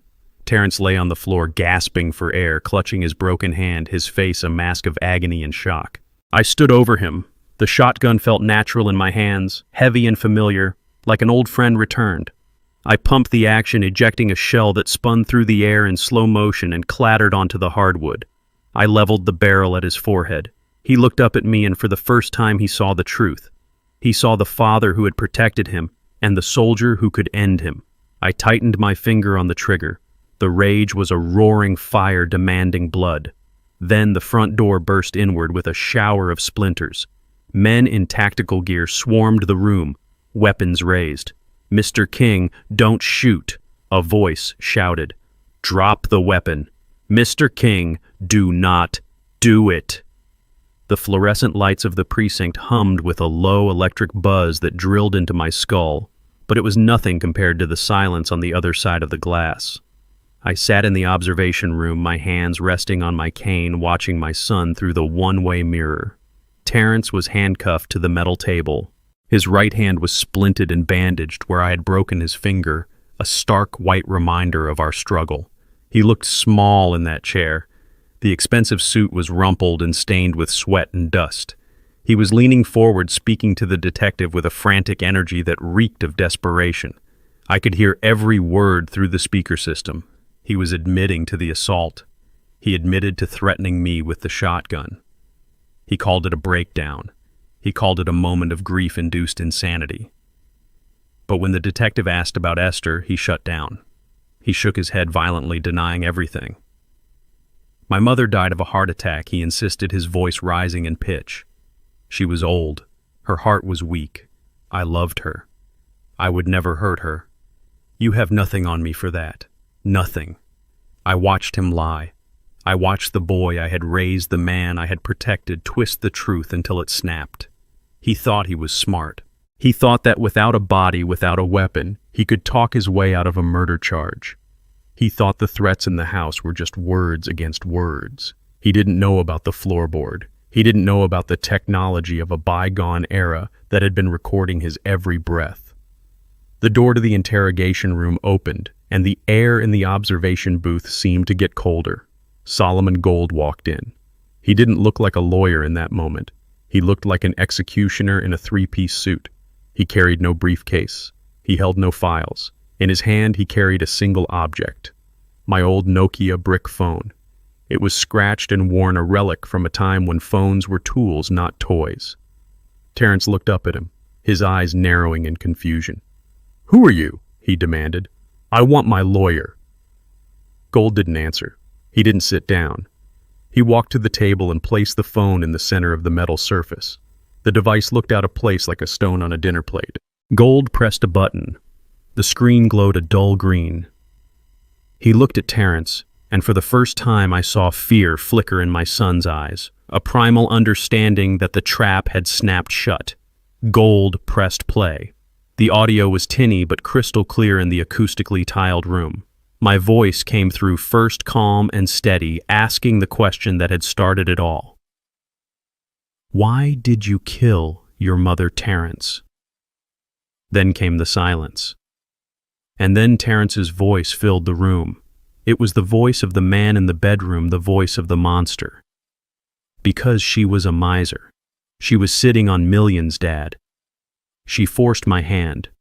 I switched the beta blockers for the stimulants. It wasn't poison. It was just medicine.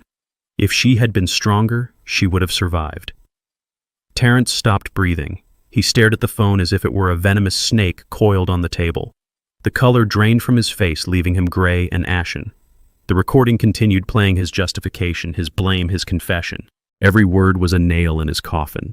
He slumped back in his chair, his mouth opening and closing, but no sound came out. He looked at the mirror.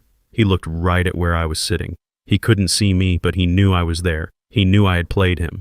He knew that the senile old man he had tried to rob had been 2 steps ahead of him the entire time. Gold stopped the recording. He didn't say a word. He just picked up the phone, turned around, and walked out of the room, leaving Terrence alone with the echo of his own sins. My son put his head on the table and began to sob. It wasn't the crying of a remorseful man. It was the weeping of a man who realized his life was over. The door to the observation room opened and Detective Johnson stepped in. He looked tired but satisfied. He held a file in his hand. He nodded toward the glass where Terrence was now rocking back and forth. "We have him, Mr. King," he said quietly. "That recording is admissible. It proves premeditation. It proves motive. But that is not all." He opened the file and laid a transcript on the console in front of me. "We have been questioning your daughter-in-law in the next room. She didn't hold up as well as he did. The moment we told her we had the recording of Terrence, she cracked. She is singing like a canary to save her own skin. She confessed to everything, Mr. King. She admitted to opening the credit cards in your name. She admitted to the identity theft. She admitted to poisoning the dog to test the powder. And most importantly, she gave a sworn statement that she witnessed Terrence throwing away the real heart medication and replacing it with the stimulants. She said he bragged about it. She said he called it the perfect crime." I looked down at the transcript. Tiffany's words were there in black and white, confirming every horror I had suspected. She was throwing him to the wolves to get a plea deal. There was no loyalty among thieves. There was no love in that house, just greed and survival. I felt a heavy weight settle in my chest. It was the finality of it. My family was gone. My wife was murdered. My son was a killer. My daughter-in-law was an accomplice. I was the last one standing in the ruins of the King legacy. Detective Johnson cleared his throat. He looked uncomfortable, shifting his weight from one foot to the other. He closed the file and looked me in the eye. "There is one more thing, Mr. King," he said, his voice grave. "The recording and the testimony are strong. But to secure a conviction for first-degree murder beyond a reasonable doubt, we need physical evidence. We need to prove that the stimulants were in her system. We need to prove that it wasn't a natural heart attack." I knew what was coming. I had known it since the moment Thorne showed me the photos, but hearing it out loud didn't make it any easier. "We need to exhume Esther's body," Johnson said softly. "We need to run a toxicology screen. I know this is asking a lot. I know you just buried her. But we need your permission to bring her back up." I looked through the glass at my son. He was broken, defeated, but he was still alive. Esther was in the cold ground because of him. She didn't get to say goodbye. She didn't get to see Paris. She died scared and betrayed in her own kitchen. If bringing her up meant keeping him down, then it was what I had to do. I gripped my cane. I thought of the woman who had stood by me for 45 years. I thought of the justice she deserved. "Do it," I said, my voice hard as stone. "Dig her up, find the poison, and bury him with it." The morning they dug up my wife, the sky was the color of a bruise. I stood at the edge of the cemetery plot, leaning heavy on my cane while the machinery roared. It was a profane sound, a backhoe tearing into the earth where I had laid her to rest only a week before. Every scoop of dirt felt like a physical blow to my own body. I had spent 45 years protecting Esther. I walked on the sidewalk side of the street. I checked the locks at night. I made sure her car had oil. My one job was to keep her safe, and I had failed. I let a wolf live in our house, and now I was failing her again by disturbing her peace. I watched the metal teeth of the bucket bite into the soil, and I had to close my eyes. I felt a hand on my shoulder. It was Alistair Thorne. He sat in his wheelchair beside me, his face pale but his eyes steady. He did not offer empty platitudes. He did not tell me it was going to be okay. He just sat there bearing witness to the horror, because he loved her too. We waited in the cold morning air until the casket was raised. It looked wrong in the light of day, muddy and scarred. They loaded it into a white van without ceremony. I followed that van to the medical examiner's office, driving my truck with a numbness that spread from my fingers to my heart. We sat in a sterile waiting room that smelled of floor wax and formaldehyde. The hours dragged by like years. I stared at a crack in the linoleum floor, trying not to imagine what was happening behind the double doors. I tried not to think about the scalpel. I tried not to think about my Esther being cut open again. Thorne read a newspaper, but he never turned the page. We were two old men keeping a vigil for a woman who deserved better than this. I thought about Terrence sitting in a holding cell. I hoped he was cold. I hoped he was scared. I hoped he knew that every second the clock ticked, the noose was getting tighter. Detective Johnson pushed open the double doors at 2 in the afternoon. He held a clipboard against his chest and his face was grim. He did not look like a man who had good news, but he looked like a man who had answers. He sat down opposite us and placed a clear plastic evidence bag on the table. Inside was a printout of a toxicology graph. The lines spiked high and sharp red peaks on a white grid. "We have the results," Johnson said, his voice low and professional. The medical examiner found massive concentrations of ephedrine and caffeine in her blood work, along with traces of a synthetic amphetamine usually found in diet pills from the 90s.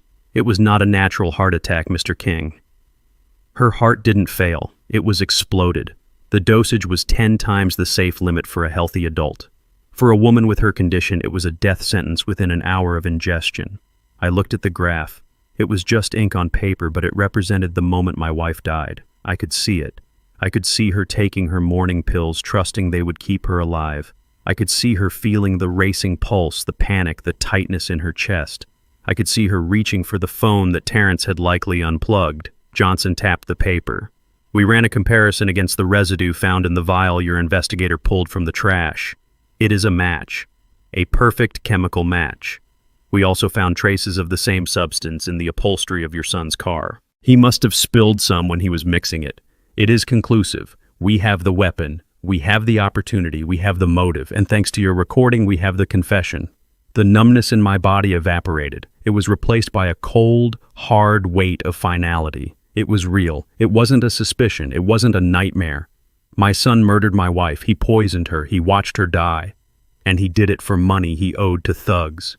I felt a tear slide down my cheek. Just one. I wiped it away angrily. I looked at Thorne. He nodded slowly. His eyes were wet too. "We got him, Booker," he whispered. "We got the bastard." By 5 o'clock, the district attorney had filed the paperwork. The charges were read out loud in the precinct briefing room, and I listened to every word. Terrence King was charged with murder in the first degree, conspiracy to commit murder, elder abuse, grand larceny, fraud. The list went on a litany of sins that would bury him for the rest of his natural life. Tiffany was charged as an accessory to murder, conspiracy, and fraud. The judge denied bail immediately. They were deemed flight risks. They were deemed dangers to society. They were remanded to the county jail until trial. I saw them on the news that evening. They were doing the perp walk. Terrence was wearing an orange jumpsuit that clashed with his pale, terrified skin. He looked at the cameras, and for a second he looked right at me through the screen. He didn't look arrogant anymore. He looked like a child who realized the dark was real. Tiffany was crying, hiding her face with her hands. Her hair was a mess. Her designer life was over. They were going to die in prison. It was justice. But it didn't bring Esther back. It didn't fill the empty side of the bed. It just closed the book on the ugliest chapter of my life. I sat in the waiting room of the station feeling empty. The adrenaline was gone, leaving me hollowed out. I was an old man with no wife and no son. I was alone. Solomon Gold walked in. He looked fresh despite the long day. He carried a thick manila envelope under his arm. He sat down next to me. "Mr. King," he said softly, "the legal matter of the criminal case is now in the hands of the state, but there is still the matter of the estate." I looked at him wearily. "I don't care about the money, Solomon.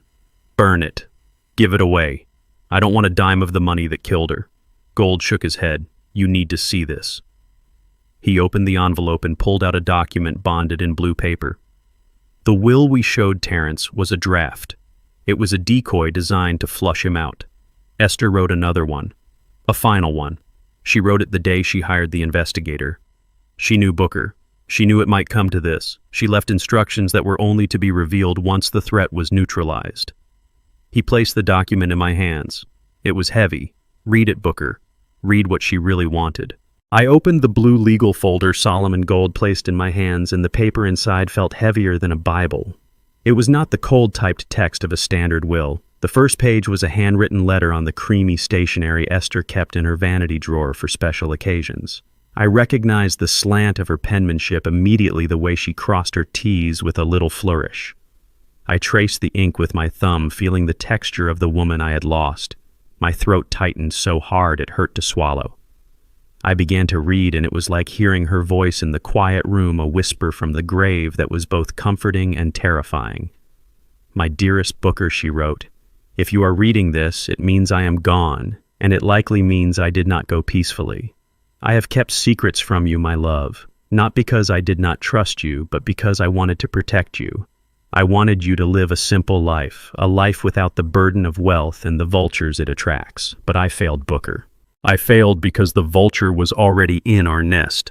I have watched our son Terrence change over the years. I watched him turn from a sweet boy into a man consumed by envy and greed. I saw the way he looked at us, not with love, but with calculation. I found his gambling slips. I found the forged checks. The fruit has rotted on the vine, Booker, and I fear the rot has reached the core. I hid the money to keep him from destroying himself, but now I fear he will destroy us to get to it. If I die under suspicious circumstances, do not trust him. Do not mourn me yet. Go to Alistair Thorne. He holds the key to everything. He is the only one I trust to help you navigate the storm that will follow my death. I love you, Booker. You were my soldier in life, and I know you will be my soldier after I am gone. Fight for us. Fight for the truth." I lowered the letter. A single tear escaped my eye and landed on the paper, blurring the word soldier. She knew. She had lived in terror in her own home, watching her son turn into a monster, and she had faced it with a quiet dignity that broke my heart. She had prepared for her own murder because she knew Terrence better than I did. She knew he was capable of the unthinkable. I looked up at Solomon Gold. He was watching me with a solemn expression, his hands folded on the table. "She was a remarkable woman, Mr. King," he said softly. "She came to me 6 months ago to draft this. She was very specific about her wishes. She wanted to make sure that no matter what happened, justice would be served." Gold turned the page to the formal legal document. "This is the last will and testament of Esther King," he announced, his voice shifting into a professional cadence. "It supersedes all previous documents, including the draft we showed your son. Article 1 regarding the disposition of assets to immediate family. To my son, Terrence King, I leave the sum of $1 US. I stared at the document. $1. It was not an oversight. It was a deliberate, calculated insult. In the eyes of the law, leaving him nothing might allow him to argue he was forgotten by mistake. Leaving him $1 meant she remembered him, she considered him, and she decided that was exactly what he was worth. It was a final slap in the face from the grave, a message that she saw him for exactly what he was. Article 2 Gold continued. To my daughter-in-law, Tiffany King, I leave absolutely nothing. I leave her with the knowledge that her greed yielded no reward. Article 3 regarding the residuary estate. To my husband, Booker King, I leave the entirety of my estate, real and personal. This includes the primary residence on Elm Street, the contents of all safety deposit boxes, the investment portfolio managed by Thorne Industries, and the liquid assets held in the offshore trust totaling $3,200,000. $3 million. The number was staggering. It was a fortune that could have bought us a life of luxury. We could have traveled. We could have bought a house by the ocean. We could have lived like kings. Instead, we lived in a drafty house with a son who plotted our demise because we were too afraid to show our hand. The money didn't feel like a blessing. It felt like blood money. It felt like the price of my wife's life. I looked at the numbers on the page, and all I could see was the vial of poison. All I could see was Terrence's face as he watched her die. Mr. King Gold said, pulling me out of my thoughts. The assets are yours. They are already transferred to your name. You can do whatever you wish with them. You can buy a yacht. You can burn it. It is yours. I stood up and walked to the window of the police station. Outside, the city was moving on. People were walking their dogs, driving to work, living lives that hadn't been shattered by betrayal. I thought about the house on Elm Street. I thought about the kitchen where Precious died. I thought about the bedroom where Terrence held a shotgun to my head. I thought about the living room where Tiffany ripped apart the sofa. It wasn't a home anymore. It was a crime scene. It was a mausoleum of bad memories and spilled blood. I couldn't go back there. I couldn't sleep in that bed. I couldn't eat in that kitchen. The walls had absorbed the hate and the fear, and no amount of paint would ever cover it up. Sell it, I said without turning around. Sell the house. I do not care what you get for it. Just get rid of it. I never want to step foot inside that place again. Sell the furniture. Sell the car. Sell everything that reminds me of them. And the money, Gold asked. What do you want to do with the $3 million? I turned to face him. I thought about the letters I had received during my live stream. I thought about the thousands of other old folks sitting in their paid-off houses, afraid of their own children. I thought about the people who didn't have an Alistair Thorne to watch their backs. I don't want it, I said firmly. I have my pension. I have my truck. That is enough for me. But I am not going to burn it. Esther worked too hard for it. She earned every penny. We are going to use it to fight back. I want to start a foundation, Solomon. The Esther King Foundation. I want to hire lawyers for elderly people who are being abused by their families. I want to hire private investigators to expose the greedy children waiting for their inheritance. I want to pay for safe housing for seniors who need to escape. I want every dime of that $3 million to be used to stop people like Terrence. Gold smiled. It was a genuine smile this time. That is a noble legacy, Mr. King. Esther would be proud. I will draw up the paperwork immediately. I left the station with the folder under my arm. I had one last thing to do, one last loose end to tie off before I could truly be free. I got into my truck and drove not toward the city, but out onto the highway toward the state correctional facility. The road was long and straight, and the sun was setting, painting the sky in shades of violent orange and bruising purple. I pulled up to the gate of the prison. The razor wire glinted in the dying light. I showed my ID. I went through the metal detectors. I walked down the long gray corridor that smelled of bleach and misery. I sat in the visitation booth on the secure side of the glass. I waited. 5 minutes later, the door on the other side opened. A guard let him in. Terrence was wearing an orange jumpsuit that hung loose on his frame. He had lost 20 pounds. His head was shaved. His eyes were hollow, sunk deep into his skull. He looked broken. He looked like a man who had stared into the abyss and fallen in. He sat down and picked up the receiver. His hand was shaking. "Dad," he whispered, his voice cracking. "Dad, you came." I picked up the phone. I looked at him. I didn't see my son. I didn't see the baby I held. I saw a stranger. "I came to give you something," I said. I held up the blue folder. I pressed the page against the glass. "Read it. Terrence, Article 1. He squinted. He read the line. "To my son, Terrence King, I leave the sum of $1. He started to cry, great heaving sobs that shook his whole body. He pressed his forehead against the glass. "Dad, please," he begged. "I am sorry. I am so sorry. Please help me. I am scared." I watched him cry. I felt nothing. The well was dry. I stood up. I reached into my pocket and pulled out a single crisp $1 bill. I slid it through the slot in the metal tray.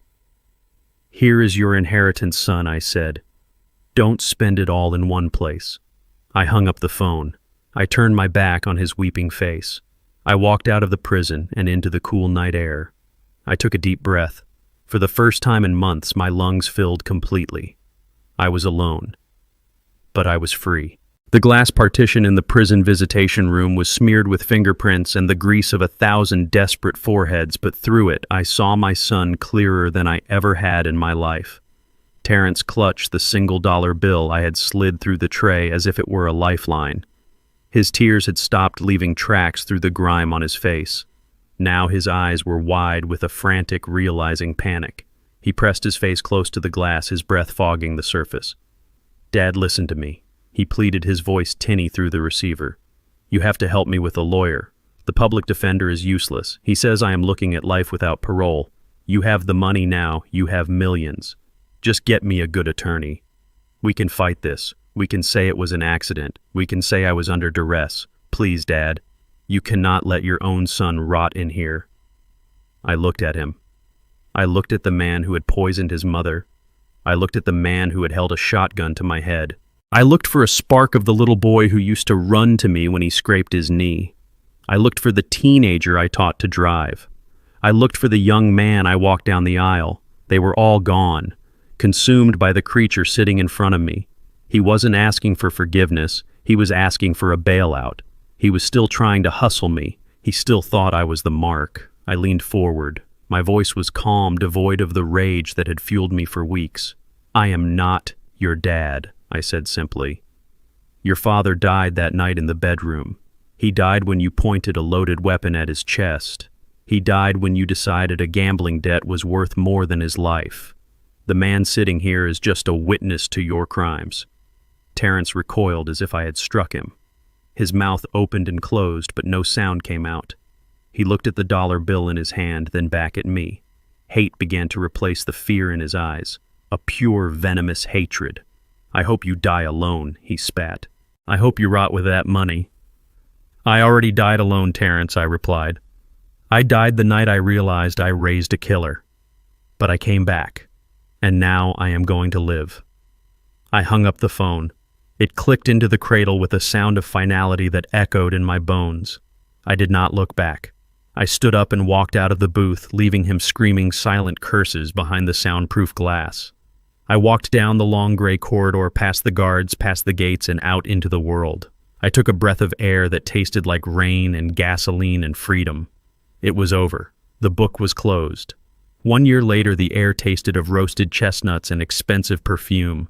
The Seine River flowed beneath me, dark and silky, reflecting the lights of a city that burned with a golden fire.